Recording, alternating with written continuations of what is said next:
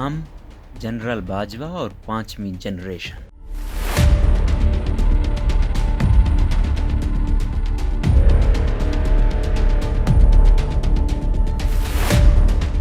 پہلے جنرل باجوہ بند کمرے میں چیدہ چیدہ صحافیوں کو بریفنگ دیا کرتے تھے۔ یہ سب صحافی نکل کر چیدہ چیدہ باتیں قوم کو بتا دیا کرتے تھے۔ بند کمرے میں سب کے سامنے کہی ہوئی بات کو یہ نامہ بر ایسے بتاتے تھے کہ جیسے باجوہ صاحب نے چپکے سے کوئی بات ان کے کان میں کہہ دی ہو۔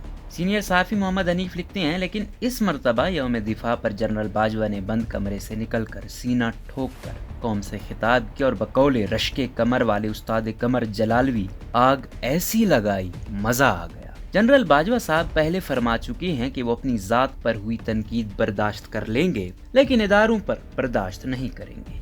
میرا خیال ہے کہ اگر وہ تنقید برداشت کر سکتے ہیں تو انہیں ہمیں تھوڑی سی تعریف کرنے کی بھی اجازت دینی چاہیے۔ جس طرح سے انہوں نے افغانستان میں امن کی بات کی اور جس طرح انڈیا کو نپے تلے الفاظ میں اس کی اوقات یاد کروائی، ایسا صرف باجوہ صاحب ہی کر سکتے ہیں۔ ہمارے صدر عارف علوی صاحب مرنجان مرنج آدمی ہیں، ان سے تو کراچی کلفٹن کنٹونمنٹ بورڈ والے نہیں ڈرتے تھے۔ انڈیا کیا کرے گا؟ لیکن اپنی تقریر میں جنرل باجوہ نے یہ ذکر بھی کیا کہ چونکہ سرحدوں کے مسائل اب حل ہو چکے ہیں تو بس اب پاکستان کے اندر کچھ دشمن بچے ہیں، ان سے سختی سے نمٹا جائے گا۔ میں نے گھبرا کر ارد گرد دیکھا کہ یا اللہ اب کون بچا ہے۔ جیل سے سرنگ لگا کر بھاگے ہوئے نواز شریف اب سوٹ شوٹ پہن کر لندن میں گھوم رہے ہیں۔ اینٹ سے اینٹ بجانے کی دھمکیاں دینے والے مرد حور آصف علی زرداری اپنی پیشیاں بھگت رہے ہیں۔ پشتون تحفظ موومنٹ والے بھی نئی پارٹی نئی سیاست کی باتیں کر رہے ہیں۔ تو جنرل باجوہ ہمارے بھائی مصطفیٰ کمال کی دھمکیوں سے ڈرنے والے تو نہیں؟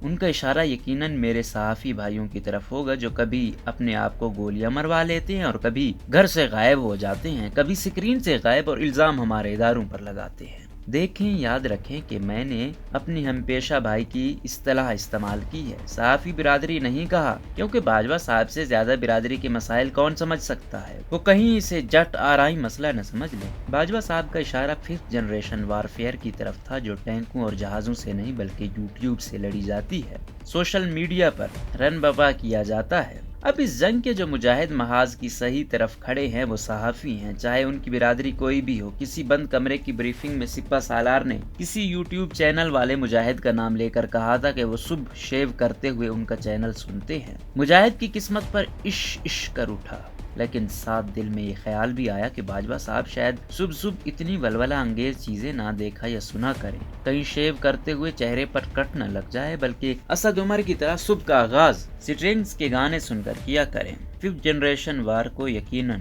سنجیدگی سے لینے کی ضرورت ہے، لیکن کچھ گھامڑ لوگ یہی پوچھتے رہ جاتے ہیں کہ فرسٹ جنریشن والی جنگ کب ہوئی تھی، ہمیں کسی نے بولا ہی نہیں ورنہ ہم بھی حصہ ڈالتے۔ کچھ لوگ جو شاید وطن دشمن تو نہیں ہیں لیکن حسد میں جلتے رہتے ہیں پوچھتے ہیں کہ اس جنریشن والی جنگ کے اور فیز بھی آئیں گے جس طرح ہر ڈیفنس ہاؤسنگ سوسائٹی کے آتے ہیں۔ کچھ اس بات پر پریشان ہے کہ ڈی ایچ اے کراچی تو 8ویں فیز میں داخل ہو کر ایک ایکسٹینشن بھی لے چکا ہے، لیکن یہ جنریشن والی جنگ 5ویں فیز سے آگے کیوں نہیں بڑھ رہی؟ کیا اس کے اگلے phase I S P R کے سابقہ سربراہ اپنے ساتھ تو نہیں لے گئے یا وزیر اطلاعات فواد چودھری قوم سے کچھ چھپا تو نہیں رہے؟ اسلام آباد اور ملک کے طول و عرض میں حکومت کے مجوزہ میڈیا قوانین کے خلاف جو ہم پیشہ بھائی اور بہنیں احتجاج کر رہے ہیں ان کا ایک سادہ سا حل ہے۔ ان میں سے اکثر اپنے لیے تو آزادی چاہتے ہیں لیکن ساتھ ساتھ افغانستان کے نئے وزیر اطلاعات ذبیح اللہ مجاہد کے بھی دیوانے ہیں، تو کچھ ہفتوں کے لیے انہیں اسلام آباد بلا کر وزیر بنا دیا جائے اور فواد چودھری کو کابل بھجوا دیا جائے، ان کے بھی میڈیا کو جدید